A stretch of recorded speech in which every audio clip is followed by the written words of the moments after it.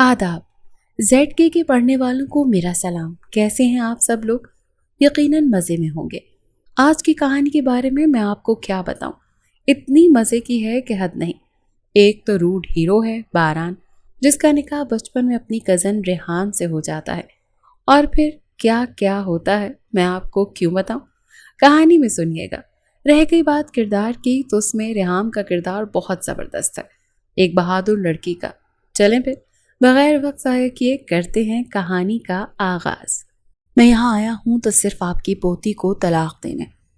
उसका लहजा सर्द था, मीजान की आंखों में नमी आई। वो कितना जालिम था, माजी में हुए हादसे को वो अब तक नहीं भूला था। उस मासूम का क्या कसूर है, यही कि वो अनचाही है। फिर आज ही तलाक दो ताकि मैं उसका निकाह अपनी ज़िंदगी में किसी और के साथ करके उसे रुखसत कर दूँ। ये शायद तुम्हारी गैरत को गवारा रहेगा। तुम हमारे ख़ानदान के पहले मर्द होगे जो अपनी बीवी को तलाक देगा। बीजान, उसे आग ही तो लगा गई थी। बीजान, वो धाड़ा। बीजान, मैं कैसी लग रही हूँ? 17 साल रेहाम लाशारी गोल गोल घूमकर बीजान को अपना स्लीवलेस ड्रेस दिखाते पूछने लगी, तो बारान ने सुर्ख निगाहों से उसके मासूम नस्वानी आतिश ज्वाला हुस्न को देखा। ये कौन है? वो बेयकीन हुई। बारान तो उसे देखकर गुस्से से पागल हुआ था।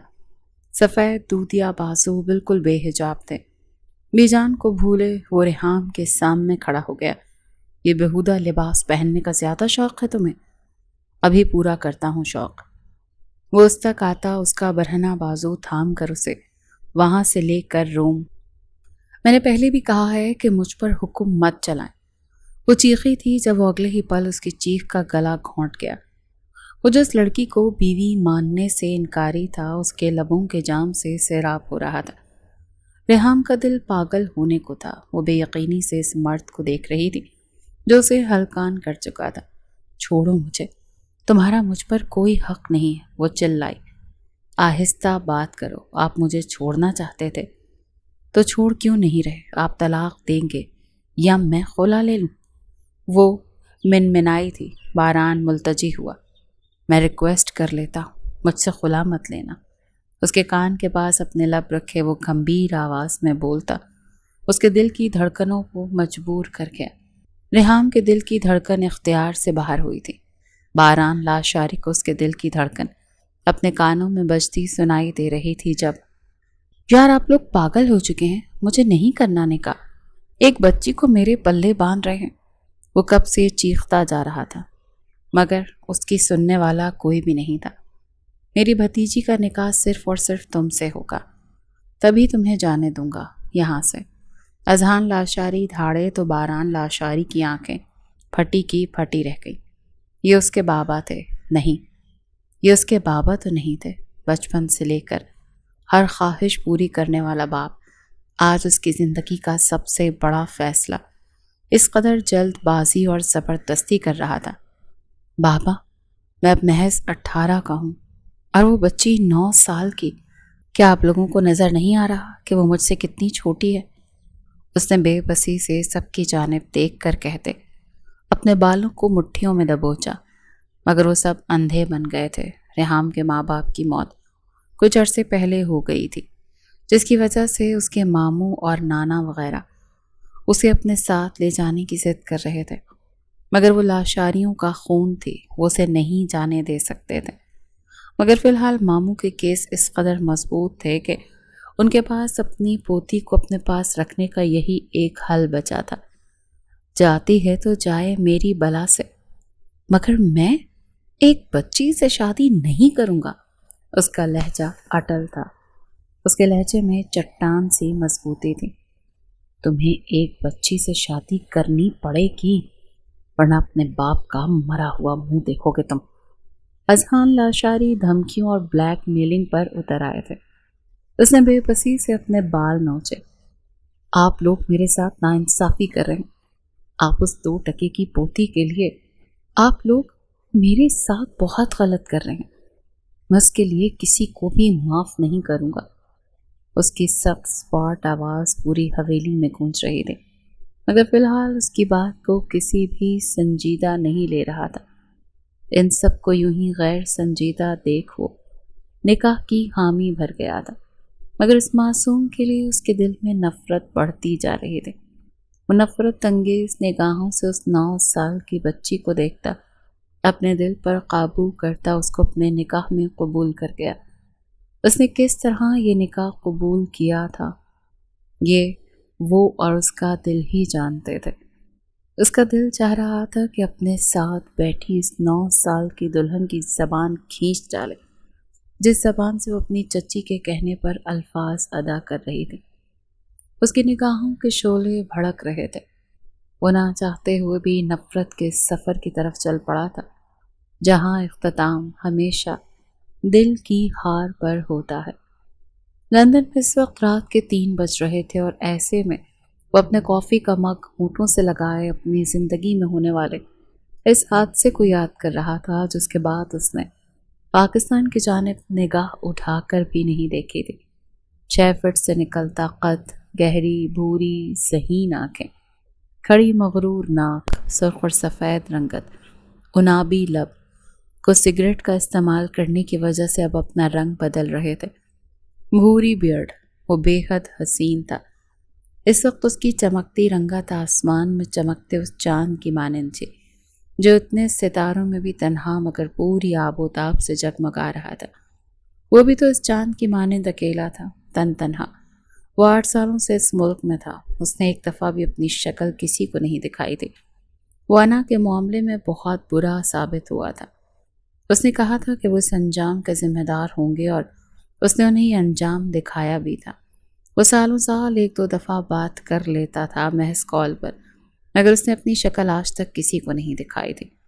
وہ دکھانا بھی نہیں چاہتا تھا۔ ان لوگوں نے جو اس کے ساتھ کیا تھا، اس کے بدلے میں تو وہ ان کے سامنے اپنا قتل بھی کر دیتا تو کم تھا۔ ساری زندگی ایک انچاہے وجود کے ساتھ گزارنا یہ اس کے بس سے باہر ہو گیا تھا۔ ٹھنڈی ہوا اس کے وجود سے ٹکراتی جا رہی تھی اور اپنی زندگی کے اس وقت کو یاد کرتا ٹھنڈی آہیں بھر رہا تھا۔ ایک بار بھی ان 8 سالوں میں اس نے اپنی منکوہا کی خبر نہیں لی تھی۔ وہ کیسی تھی کیسی نہیں اس کو کوئی غرض نہیں تھی۔ وہ بس ایک انچاہی تھی اور اسے اپنی زندگی میں شامل اس انچاہے لوگوں سے نفرت تھی، اور جن سے وہ نفرت کرتا تھا انہیں یوں نظر انداز کر دیا کرتا تھا کہ وہ اس کے سامنے بھی آئیں تو اسے نظر نہ آئے۔ کچھ یہی حال اس کا اور ریحام کا بھی تھا۔ وہ بس اس عورت کا نام جانتا تھا، اس کے علاوہ اس کو اس بارے میں کوئی علم نہیں تھا۔ 1-2 دفعہ اس کے کال کرنے پر بی جان نے اس سے بات کرنے کا کہا تھا، مگر اگلے ہی پل کال بند کر دینے پہ وہ لب بھینچ کر رہ جاتے تھے۔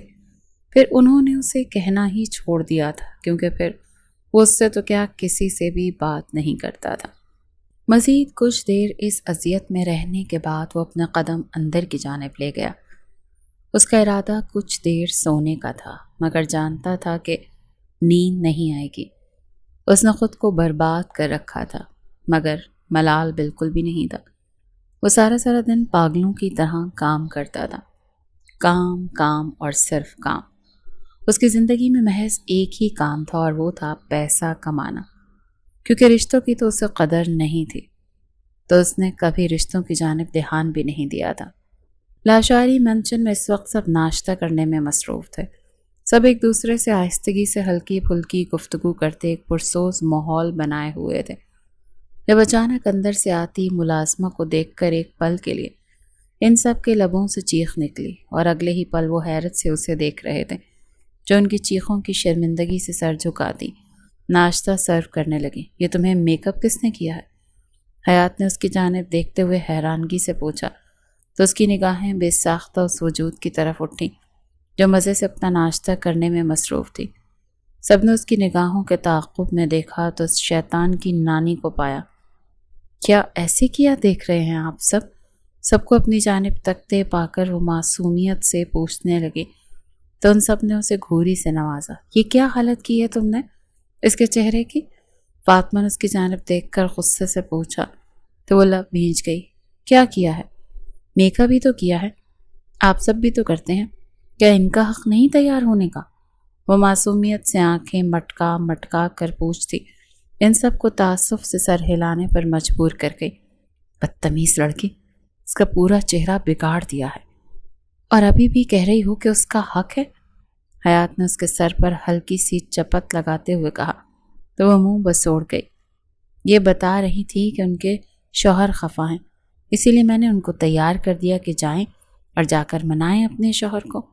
وہ مزے سے کرسی کی پشت سے ٹیک لگا کر انہیں اپنے کارنامے بتانے لگے تو وہ سب اسے دیکھ کر رہ گئے۔ جا کر منہ دھو لو تم ملالہ، ملازمہ، ورنہ میرا ہارٹ فیل ہو جانا ہے۔ شوہر کے نام پر اسے شرماتے دیکھ زیان نے اپنے دل پر ہاتھ رکھ کر خود کو پیچھے کی جانب کھسکایا تو وہ فوراً سے اپنے لبوں سے مسکراہٹ مٹا گئی۔ میں نے کوشش کی تھی جی، مگر بی بی جی کہہ رہی تھی کہ یہ جلدی نہیں اترے گا۔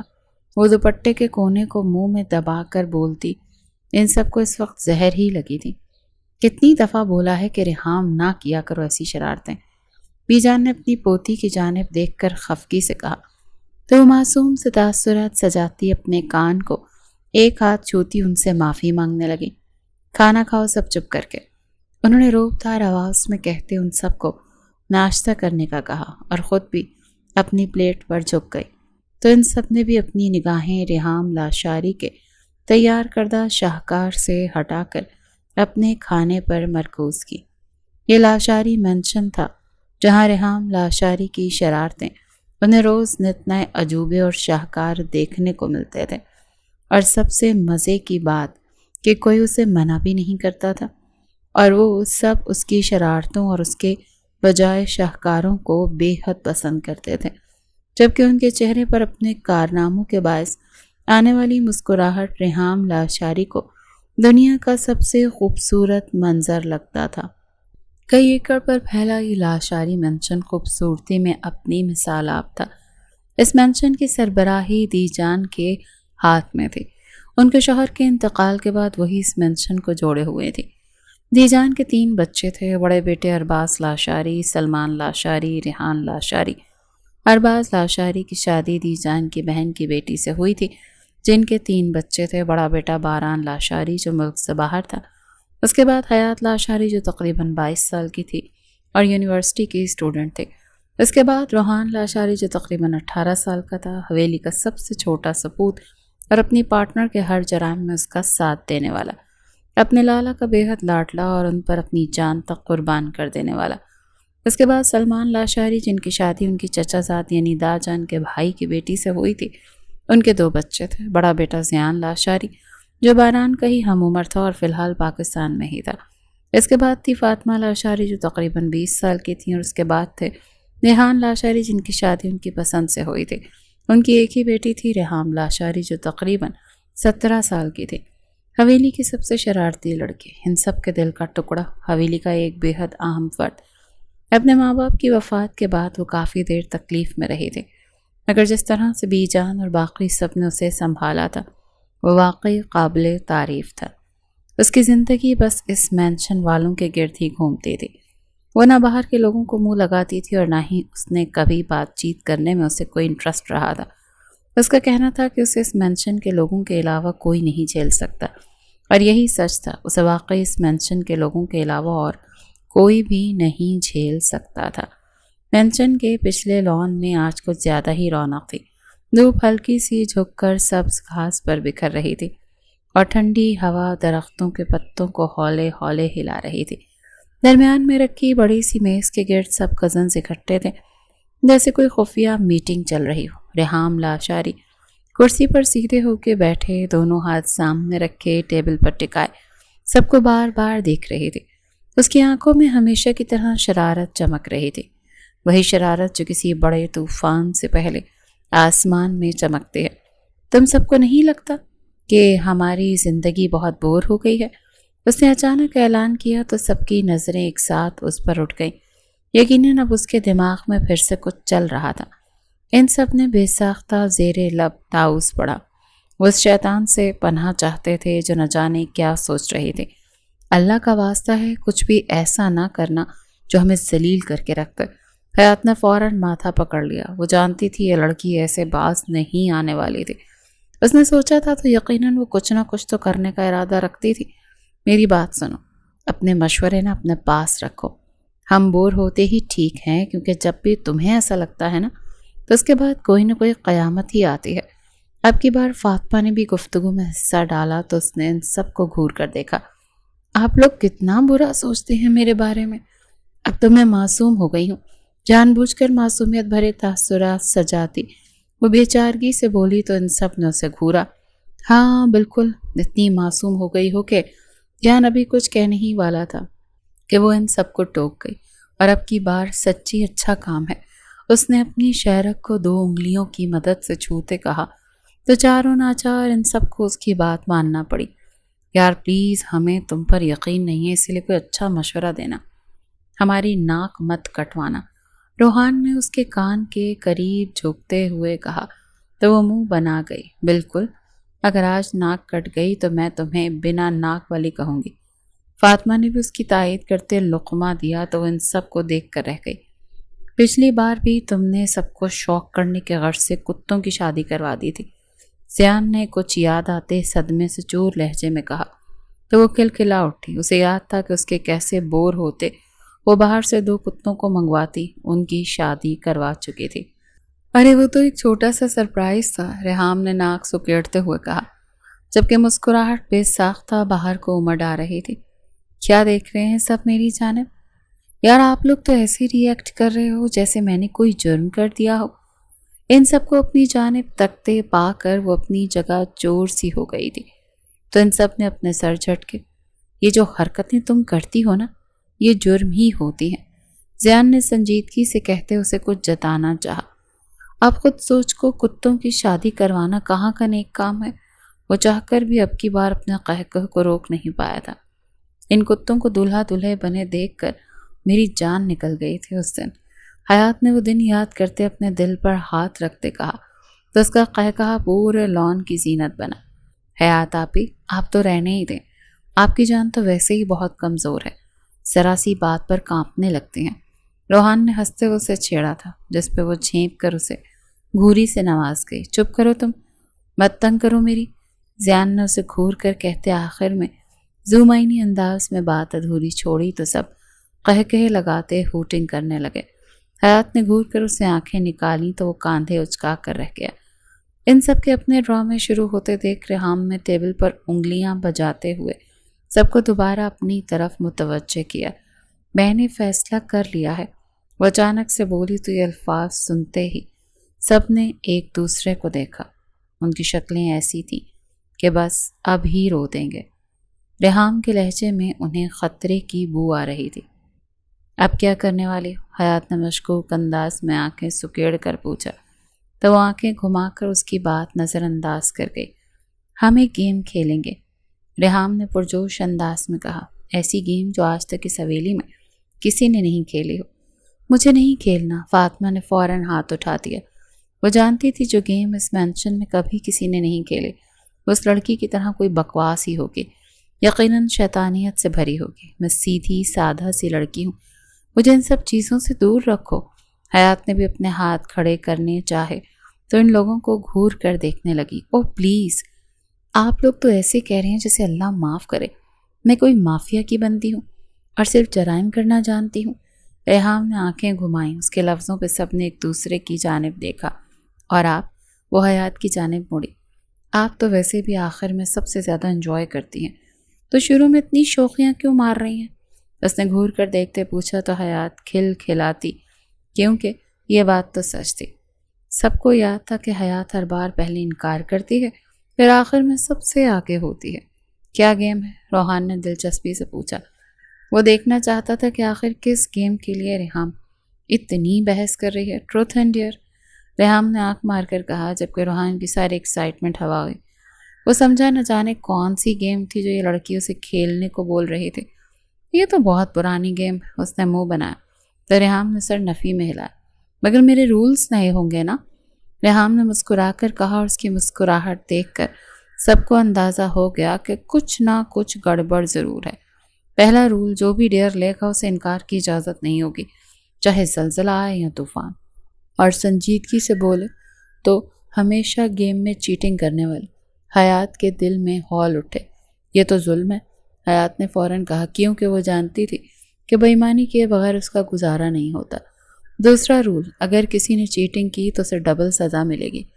وہ کسی ماہر گیمر کی طرح ان سب کو حکم دیتے ہوئے بولی تو فاطمہ نے اسے گھورا، تم تو ہمیں مروا کر ہی چھوڑو گی۔ فاطمہ نے بے بسی سے کہا تو وہ اسے خاموش رہنے کا اشارہ کر گئی، یوں کہ اب بس وہ بولے گی اور سب سنیں گے۔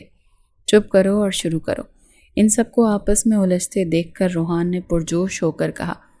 اسے ان سب کی لڑائی دیکھنے میں مزہ آنے والا تھا، کیونکہ وہ جانتا تھا کہ ان کی گیم مزے کی ہو یا نہ ہو، ان کی لڑائی کمال ہوگی۔ اور ہوا بھی یہی تھا۔ وہ لوگ کچھ دیر گیم سکون سے کھیلنے کے بعد سارا میس کریٹ ہونے پر ایک دوسرے پہ یہ بے ایمانی کا الزام لگاتے ساری گیم ہی برباد کر چکے تھے، جبکہ زیان اور روحان کا ہنس ہنس کر برا حال ہو رہا تھا۔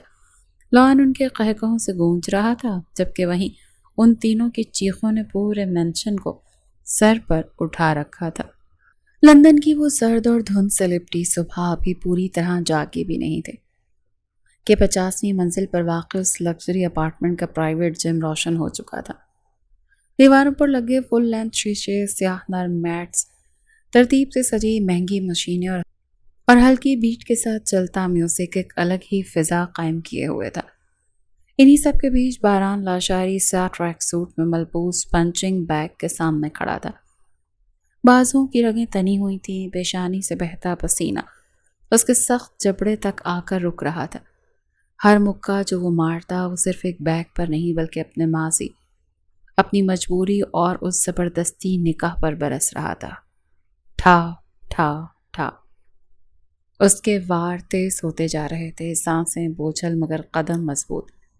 ایک لمحے کو جیسے کسی معصوم آواز کی بازگشت اس کے ذہن میں گونجے تو اس کا ہاتھ رکا، مگر اگلے ہی پل پہلے سے زیادہ شدت سے اس نے وار کیا، جیسے وہ ہر یاد کو کچل دینا چاہتا ہو۔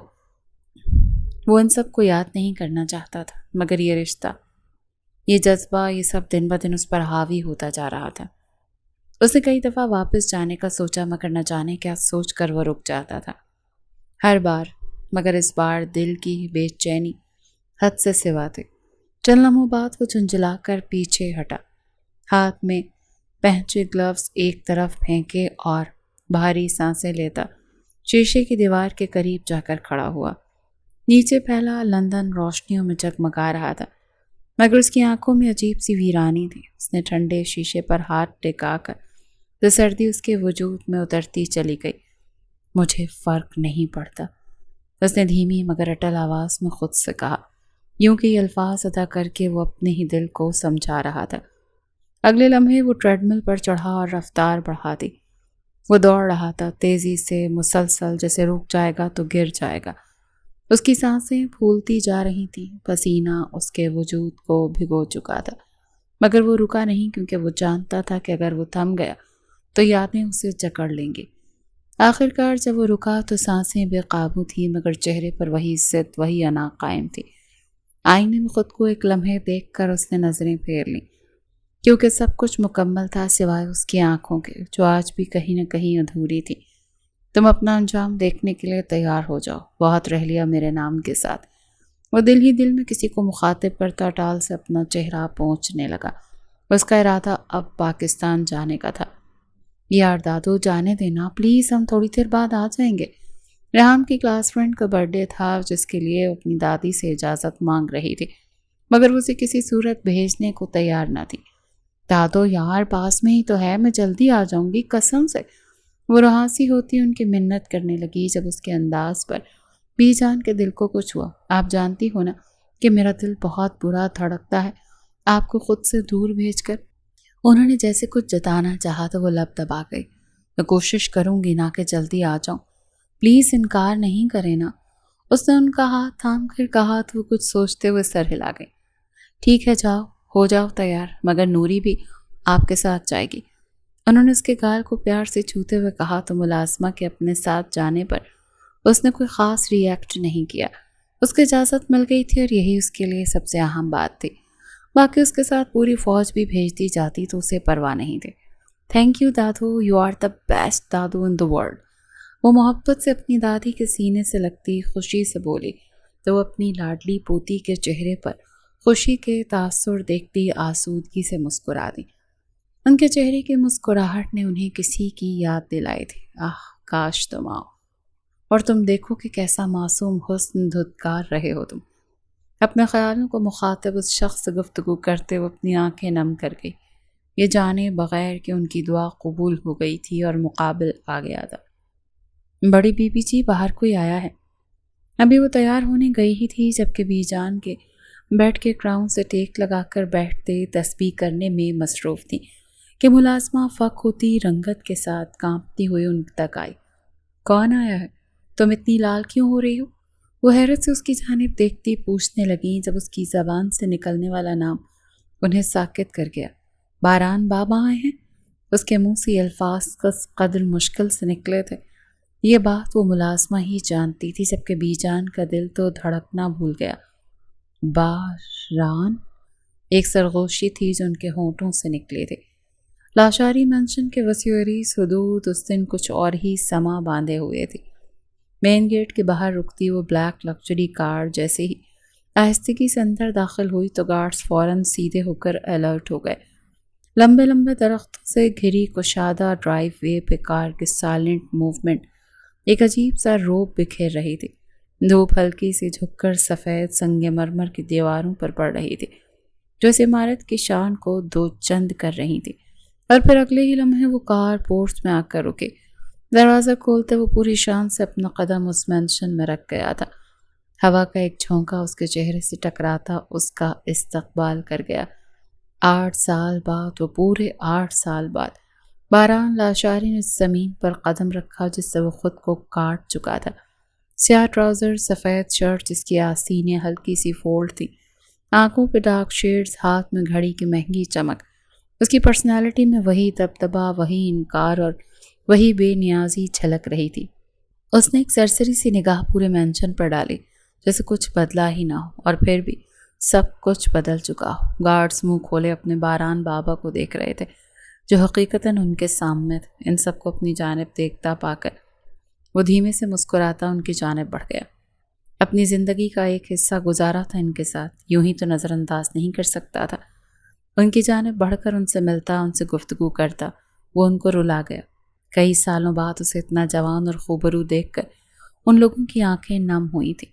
وہ سب تو اس کی شکل دیکھنے کو ترس گئے تھے۔ بالآخر اسے اس مینشن والوں پر ترس آ ہی چکا تھا۔ ان سب سے ملنے کے بعد وہ چھوٹے چھوٹے قدم اٹھاتا اندر کی جانب بڑھا تو ماربل کے فرش پر اس کے جوتوں کی مدھم چاپ پورے ہال میں گونج گئی۔ اندر داخل ہوتے ہی ملازمین کی سرگوشیاں لمحے بھر میں خاموشی میں بدل گئیں۔ سب نظریں جھکائے کھڑے تھے مگر ان کے چہروں پر حیرت واضح تھی۔ 8 سال بعد اس گھر کا بڑا بیٹا واپس آیا تھا، جبکہ کچھ لوگوں کی آنکھیں نم تھیں۔ اس کو اتنے سالوں بعد دیکھنے کے بعد جو احساس دل میں پیدا ہو رہا تھا وہ ان کی آنکھیں بھگو کر رکھ گیا تھا۔ اسے سب کے نام یاد تھے، وہ سب کو ان کے ناموں سے بلاتا، ان سے حال چال دریافت کر رہا تھا۔ جب اگلے ہی پل بی جان نوری کے ساتھ وہاں آتے دکھائی دی، باران لاشاری ساکت ہوا۔ کیا کیا یاد نہیں آیا تھا اسے؟ وہ ان کی جانب دیکھتا جا رہا تھا جبکہ وہ بھی ساکت نگاہوں سے اپنے پوتے کو دیکھ رہی تھی۔ وہ تو سمجھی تھی کہ اب اس کا چہرہ کبھی دیکھنا نصیب نہیں ہوگا، مگر وہ آ گیا تھا، وہ لوٹ آیا تھا۔ نہ جانے اپنے ساتھ کتنے طوفان لے کر لوٹا تھا، مگر وہ لوٹ آیا تھا۔ وہ اپنی دادو کی جانب بڑھتا ان کی بوڑھی ہڈیوں کو اپنے سینے میں بھیج گیا تو وہ پھوٹ پھوٹ کر روتی اپنے پوتے کا سہارا پا کر آنکھیں نم کر گئیں۔ ان کے رونے کی آواز سنتے باقی سب بھی باہر آئے تھے۔ جب سامنے اس کو دیکھ کر سب سکتے میں آ گئے تھے۔ اپنے دادو کے بعد اس نے اپنی ماں کی جانب قدم بڑھائے جو سانس روکے اپنے لختے جگر کو دیکھ رہی تھی۔ 8 سال کا عرصہ کم تو نہیں تھا۔ وہ انہیں 8 سال بعد اپنی شکل دکھا رہا تھا۔ دل کر رہا تھا اس شخص کا گریبان جھنجھوڑ کر پوچھیں کہ کیا اسے اپنی ماں پر رحم نہیں آتا تھا؟ وہ بے رحم شخص کیوں انہیں اتنی بڑی سزا دے کر چلا گیا؟ جبکہ اپنی ماں کو اپنے بازو میں سمیٹے وہ انہیں خود میں بھیج گیا۔ اس کے بعد وہ سب سے باری باری ملتا گیا۔ زیان نے اس کے منہ پہ مکے جڑتے اس کو مارتے ہوئے بے ساختہ سینے سے لگایا تو اپنے جان سے پیارے دوست کا کاندھا ملتے وہ بھی سکون کی سانس لے گیا۔ کچھ ہی دیر میں سارا لاؤنج خوشگپیوں میں مصروف ہو چکا تھا۔ اس کی آمد نے ہر طرف خوشیاں بکھیر دی تھی، جبکہ وہ اس وجود سے بے نیاز ان سب سے باتیں کرنے میں مگن تھا، جب اچانک اپنی دادی کی بات پر ٹھٹکا۔ کیا تم یہاں اس سے شادی کرنے کے لیے آئے ہو؟ ہاں، انہیں بہت خوشی تھی کہ ان کا پوتا آ گیا تھا، مگر انہیں اپنی پوتی کی بھی فکر تھی۔ تبھی وہ زیادہ دیر خود پر کنٹرول نہ رکھ سکی۔ نہیں بی جان، میں یہاں آپ کی پوتی کو طلاق دینے کے لیے آیا ہوں۔ اس نے بنا کسی لگی لپٹی کے اپنی بات رکھی تو وہ دنگ رہ گئی۔ بے ساختہ ان کے لبوں پر گہری حیثیت پھیلی۔ یہ شخص اب بھی اپنی ضد پر اڑا ہوا تھا۔ ماضی کے ایک حادثے نے اسے کتنا بدل دیا تھا۔ ٹھیک ہے، پھر تم آ ہی گئے ہو تو اسے طلاق دے دو، تاکہ میں اسے کسی اور کے حوالے کر کے سکون سے مر سکوں۔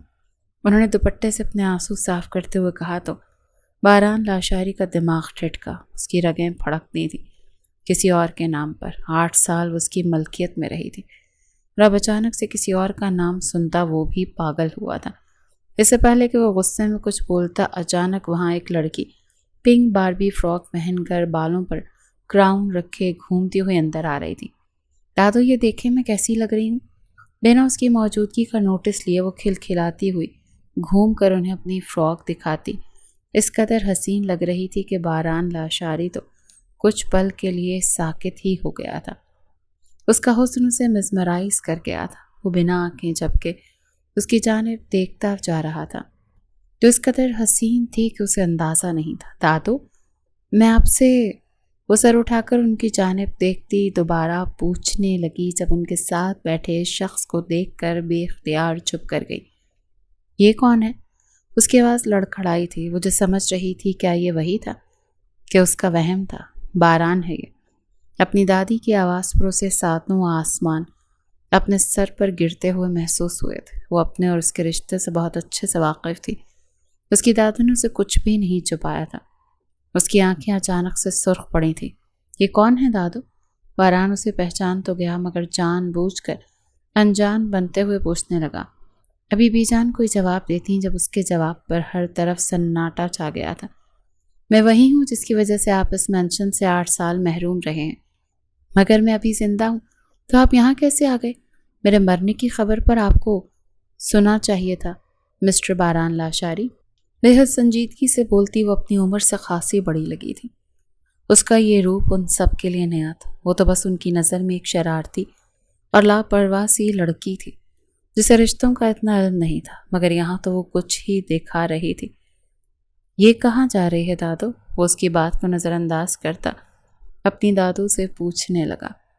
اس کی تیاری ایک آنکھ نہیں بھائی تھی۔ اس کی فراک سلیو لیس تھی، جسے دیکھ کر اس کے ماتھے کی رگیں پھڑکی تھیں۔ اس کی سہیلی کی سالگرہ ہے تو وہیں پہ جا رہی ہے۔ بی جان نے اسپاٹ لہجے میں جواب دیا تو وہ اپنی جگہ سے کھڑا ہوا۔ یہ کہیں نہیں جائے گی۔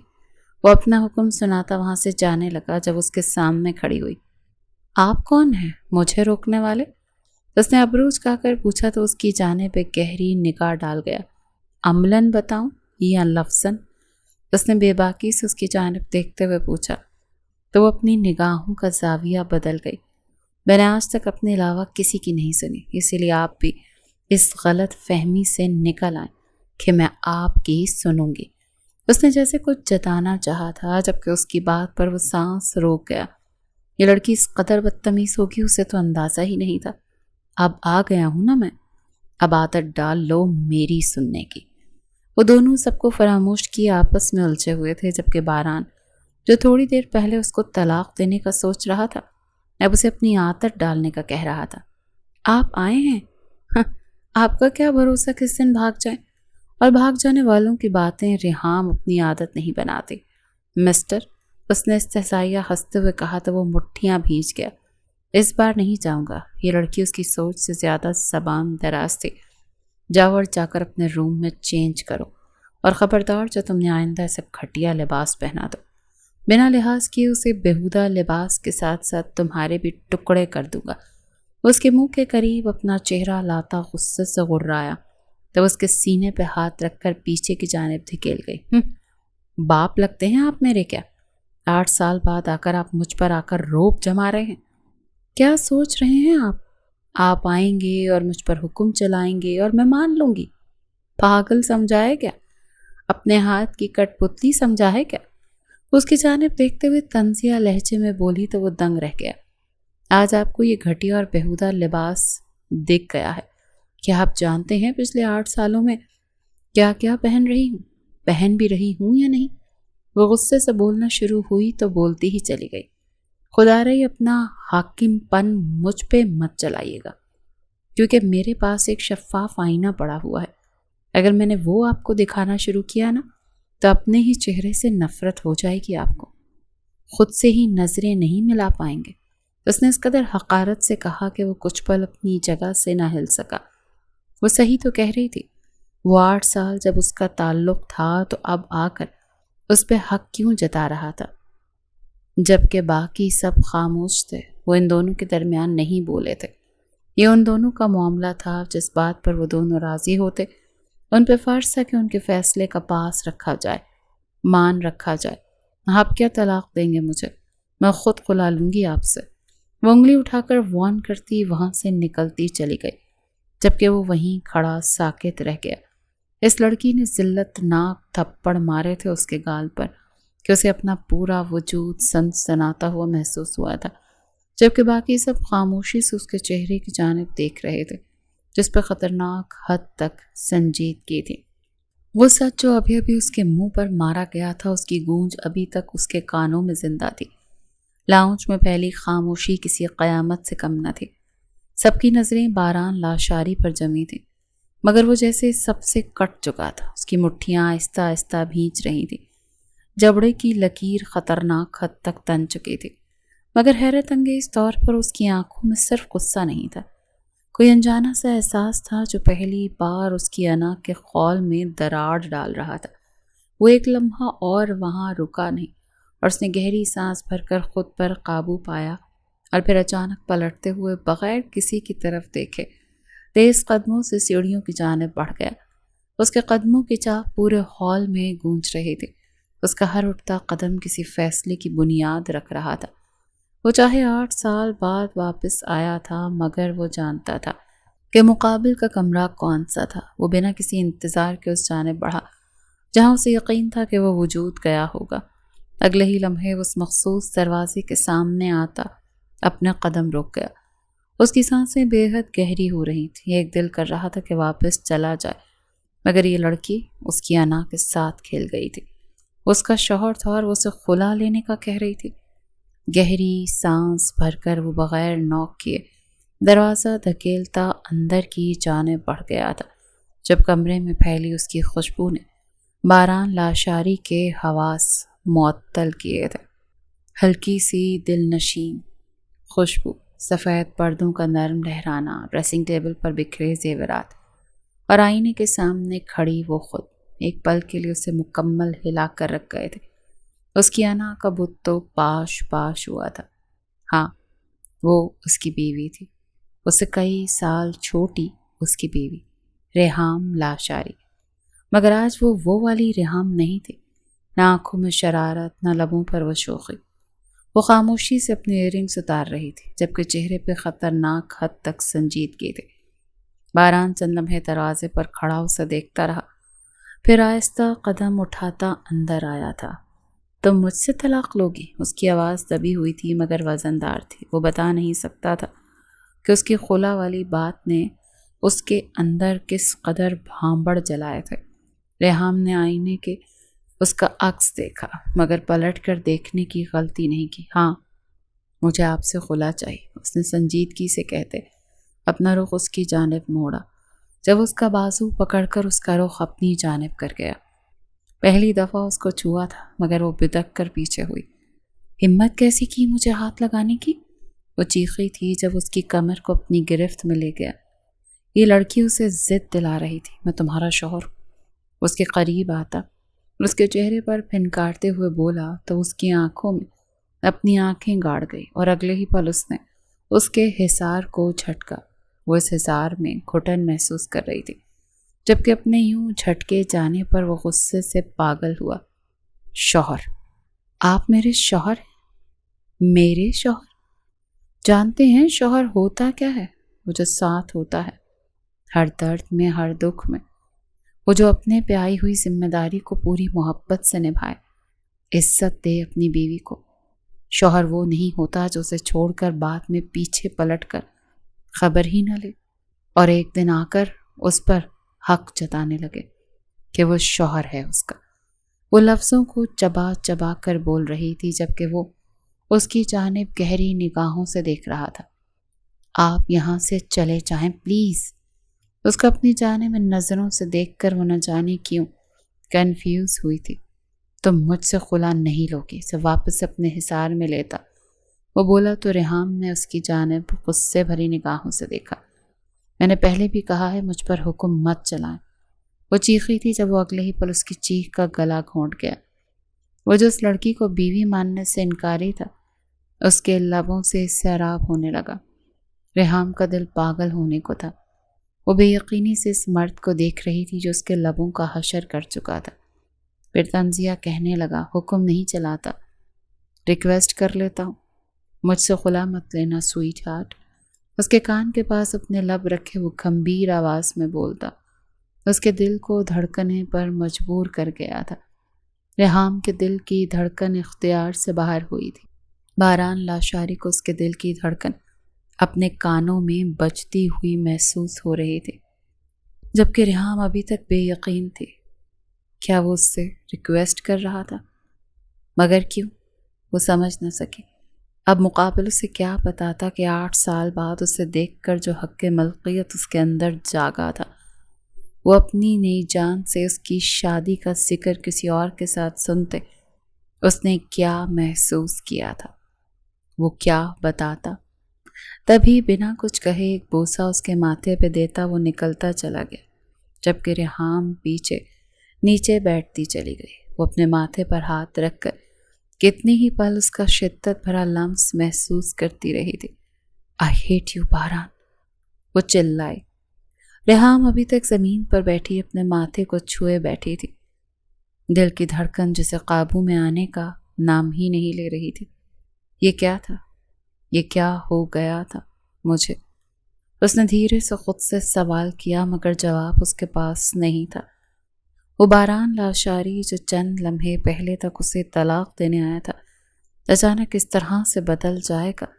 اس کے لہجے میں وہ سختی تو تھی، مگر ساتھ میں ایک عجیب سی نرمی بھی گھل گئی تھی جو ریحام کو اندر تک ہلا گئی تھی۔ پاگل ہو گیا ہے وہ، بالکل پاگل۔ اس نے خود کو سنبھالتے ہوئے بڑبڑایا اور فوراً کھڑی ہو گئی۔ اس کے چہرے کی رنگت خطرناک حد تک لال ہو چکی تھی، جبکہ اس کے حواس بالکل باختہ تھے۔ وہ میں بھی کم نہیں۔ یا اللہ، یہ مجھے کیا ہو گیا؟ روکا کیوں نہیں میں نے اسے؟ اپنے گالوں کی سرخی محسوس کرتے وہ جھنجھلا کر آئینے کے سامنے جا کر کھڑی ہوئی۔ ابھی وہ خود کو نارمل کرنے کی کوشش کر رہی تھی کہ اچانک دروازہ زور سے کھلا اور وہ دونوں چیختے ہوئے اندر آئیں۔ ریحام! فاطمہ اور حیات دونوں ایک ساتھ چیختے ہوئے اندر داخل ہوئی تھی کہ آگے کا منظر دیکھ کر وہیں رک گئیں۔ اوہ، تو یہ بات ہے؟ فاطمہ نے شرارت سے اس کی جانب دیکھ کر آنکھیں چھوٹی کیے ہوئے پوچھا تو وہ گڑبڑائی۔ کون سی بات؟ اس نے جان بوجھ کر اپنی گردن اکڑاتے ہوئے کہا، جس پر حیات نے اسے مشکوک نگاہوں سے دیکھ۔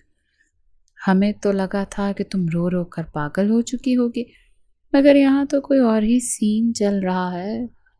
ابھی حیات اپنی زبان کے مزید جوہر دکھاتی کہ اس نے اس کے سر پر ایک چپت لگاتے اسے خاموش کروانا چاہا۔ آپ لوگوں کو شرم نہیں آ رہی مجھے یہ سب کہتے؟ ان کی جانب شکوہ گناہ نگاہوں سے دیکھ کر بولتی ان کو کھل کھلانے پر مجبور کر گئی۔ ان کے ہنسنے پر وہ جھنجھلائی تھی۔ یار کیا ہے؟ ایک تو چڑھتے ہوئے کہا، پھر اس کا بھائی اسے پاگل کر کے گیا تھا، اب پہ دونوں آ گئی تھی۔ ویسے وہ لال لال گال پہ بکھرے بال، یہ تو کوئی اور ہی کہانی سنا رہی ہے۔ فاطمہ نے اس کے حلیے پر چوٹ کرتے مشکوک انداز میں کہا تو وہ اپنے چہرے پر ہاتھ مار کر خود کو نارمل ظاہر کرنے لگی۔ بہت ہی خراب ہو آپ لوگ، قسم سے۔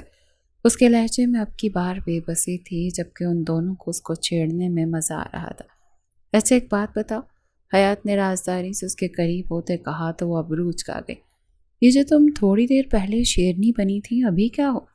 اب یوں بھیگی بلی کیوں بنی ہوئی ہو؟ اس کی بات پر ریحام نے نظریں چرائیں۔ بولو میں؟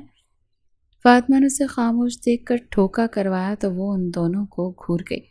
آپ لوگ یہاں کیوں آئی ہیں؟ اب کی بار وہ اپنی کمر پر ہاتھ رکھ کر بولی تو ان دونوں نے ابرو اچکایا۔ او ہو، تو اب ہم پر بھی پابندیاں لگائیں گی میڈم؟ حیات نے جیسے اس کی ٹانگ کھینچی تھی وہ اپنا سر پکڑ کر بیٹھ گئی۔ وہ سمجھ گئی تھی کہ یہ لوگ اس کو یوں ہی چھوڑنے والی نہیں تھے۔ اچھا چلو سٹوری تو سنا دو، حیات نے اس کا بازو پکڑ کر جھنجھوڑتے ہوئے کہا تو وہ حیرت سے اس کی جانب دیکھنے لگی۔ کون سی سٹوری؟ تو اس نے ابرو اچکا کر پوچھنا چاہا تو اس کی جانب گھور کر دیکھنے لگی۔ وہی سٹوری جو تم ہم سے چھپا رہی ہو۔ فاطمہ نے لقمہ دیا تو وہ گڑبڑا گئی۔ نہیں، قسم سے کوئی سٹوری نہیں ہے، ریحام نے وضاحت دی جس پر ان دونوں نے بالکل یقین نہیں کیا۔ اچھا، اگر ایسی بات ہے تو بتاؤ ذرا، نیچے تو تم دھاڑ نہیں تھی، اب تم بلش کر رہی ہو، کیا ماجرا ہے یہ؟ وہ دونوں اس کو بیڈ پر بیٹھا کر خود بھی گود بنا کر بیٹھی تسلی سے پوچھنے لگیں تو ریحام نے اپنا ماتھا پیٹا تھا۔ وہ سمجھ گئی تھی کہ وہ ان لوگوں میں پھنس چکی ہے، جب بھی اپنے سر کو دونوں ہاتھوں سے تھام کر بولنا شروع کیا۔ سب کچھ معمول پر آ گیا تھا، جبکہ باران لاشاری کو تو ریحام لاشاری نے ایسا سیدھا کیا کہ اب تو ریحام لاشاری کی اجازت کے بغیر وہ پانی بھی نہیں پیتا تھا۔ وہ شخص جو اسے نکاح کر کے چھوڑ گیا تھا آج اس کی ہر بات پہ مرحبا کہتا تھا، جبکہ اس کا ساتھ پا کر ریحام بھی بے حد خوش تھی۔ شروع کے دنوں میں ان کی لڑائیاں کافی ہوتی رہتی تھیں، مگر ایسی لڑائی کوئی نہیں ہوئی تھی کہ دوبارہ بات طلاق یا خلا تک پہنچ جاتی۔ جبکہ باران لاشاری سب سے اپنے کیے کی معافی مانگتا، ریحام کی ہر خواہش کو پورا کرتا، اس سے معافی کا طلبگار تھا۔ وہ جانتا تو اس نے غلط کیا تھا، مگر ایک طرف سے اس نے صحیح بھی کسی تھا۔ ریحام کی شادی کی عمر سے پہلے ہی وہ اس کے پاس لوٹ آیا تھا، تو پھر اس میں نقصان کس کا ہوا؟ وہ اپنا کریئر بنا چکا تھا اور اب اسے بس اس لڑکی سے شادی ہی تو کرنی تھی، جبکہ اس کی بے تحاشا معافی کے بعد وہ اسے معاف کر چکے تھے۔ اس کا ارادہ تو نہیں تھا، مگر مقابل کی محبت اور لگاؤ کو دیکھتے اسے ایک موقع دے گئی تھی، اور پھر اس نے وہ موقع جانے نہیں دیا تھا۔ وہ دنوں ایک دوسرے کے ساتھ نہایت خوبصورت دن گزار رہے تھے۔ دن بہ دن وہ اس لڑکی کی محبت کے گرفتار ہوتا جا رہا تھا، جبکہ وہ بھی دن بہ دن اس کی محبت میں مبتلا اس کی دیوانی بنتی جا رہی تھی۔ کچھ عرصے بعد لاشاری مینشن کا لان آج کسی خواب جیسا منظر پیش کر رہا تھا۔ سفید اور سنہری روشنیوں سے سجا ہوا سٹیج، پھولوں کی مہک میں ڈوبا ہوا ہوا کا ہر جھونکا، اور ہر طرف پھیلی خوشیوں کی گونج، جیسے پورا ماحول کسی شاہی جشن میں بدل گیا ہو۔ مہمانوں کی چہل پہل، ہلکی ہلکی موسیقی اور ہنسی کے قہقہے اس بات کی گواہی دے رہے تھے یہ صرف ایک ریسیپشن نہیں بلکہ دو ضدی دلوں کی جیت کا جشن تھا۔ دولہا بنے باران لاشاری سیاہ شیروانی میں اپنی روایتی سنجیدگی کے باوجود بھی آج کچھ الگ سا لگ رہا تھا۔ آنکھوں میں وہی دبنگی تھی، مگر اب اس میں کہیں نہ کہیں ایک نرمی بھی شامل ہو چکی تھی جو صرف ایک ہی شخص کے نام کی تھی۔ وہ بار بار اپنی گھڑی ٹھیک کرتا، کبھی مہمانوں کی طرف دیکھتا اور کبھی اس طرف جہاں سب کی نظریں جمی تھیں، جبکہ دل میں ایک ہی سوال گردش کر رہا تھا کہ نہ جانے یہ لڑکی آج اس کے سامنے اپنا کون سا روپ لائے گی۔ اور جواب اگلے ہی لمحے مل گیا جب ریحام لاشاری سفید اور گلابی امتزاج کے عروسی جوڑے میں سٹیج کی سیڑھیاں اترتی ہوئی آئی۔ پورا ہال جیسے ایک لمحے کے لیے رک گیا ہو، شرارت سے چمکتی آنکھیں، ہلکی سی مسکراہٹ، اور وہ انداز جیسے وہ دلہن نہیں تھی بلکہ کسی ملک کی ملکہ تھی۔ ویسے ملکہ تو وہ تھی، اس کے انداز میں ایک شرارتی تھی، اس کی آنکھوں میں چمک تھی جسے دیکھتے وہ سب آپس میں نگاہوں کا تصادم کر گئے۔ زیان نے حیات کی جانب جھکتے ہوئے اس کا دھیان اپنی جانب مرکوز کروایا۔ مجھے لگ رہا ہے اس نے پھر سے کچھ پنگا کرنا ہے۔ اس کا لہجہ مشکوک تھا جس پر حیات نے بھی سر ہلایا۔ لگ تو مجھے بھی رہا ہے، مگر تم فکر نہ کرو، بھائی سنبھال لیں گے۔ وہ اپنے بالوں کو ایک ادا سے جھٹکتے ہوئے بولی تو زیان نے سمجھنے کے انداز میں سر ہلایا، جبکہ باران لاشاری تو اس پری پیکر کو دیکھ کر ہی ساکت اور جامد ہو گیا تھا۔ سٹیج پر آتے ریحام نے سیدھا مائک ہاتھ میں لیا اور مہمانوں کی طرف دیکھ کر ان کی جانب ایک مسکراہٹ باز کی۔ باران نے ابرو جھکا کر اپنی بیوی کو دیکھا جو نہ جانے کیا بولنے والی تھی۔ میں آپ سب کا شکریہ ادا کرنا چاہتی ہوں. تھینک یو سو مچ کہ آپ سب ہمارے ریسیپشن میں آئے اور اپنا قیمتی وقت ہمارے نام کیا.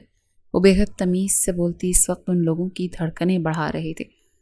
اس کے بعد میں شکریہ ادا کرنا چاہوں گی اپنے شوہر انعامدار کا، جن کی موجودگی نے اس محفل کو 4 چاند لگا دیے ہیں. اگلے ہی پل وہ اپنی توپوں کا رخ اس کی جانب کر گئی تو باران نے اس کی بات سمجھتے اپنا ماتھے کو مسلا.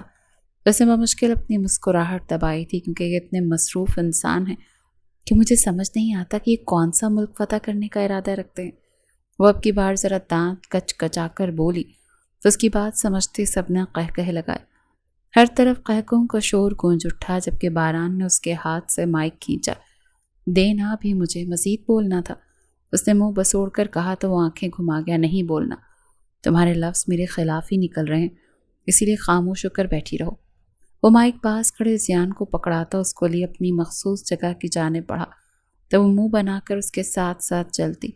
نہ جانے کتنے ہی لوگوں کی آنکھوں میں جلن، رشک اور حسد کا تاثر ابھار گئی اس کے یوں منہ بنا کر چلنے پر، جبکہ باران کے مسکرا کر کان پکڑ کر سوری کرنے پر پورا ہال تالیوں سے گونج اٹھا. جبکہ اگلے ہی پل فوٹوگرافر نے یہ خوبصورت لمحہ کیمرے میں قید کرتے اس لمحے کو یادگار بنا دیا تھا. جی تو آپ نے کہانی سنی، کیسی لگی؟ مجھے تو بہت مزہ آیا. جلدی سے کامنٹ میں اپنی رائے دیں اور نیکسٹ اسٹوری آپ کس طرح کی پڑھنا چاہتے ہیں وہ بھی بتائیں. خوش رہیں. اللہ حافظ.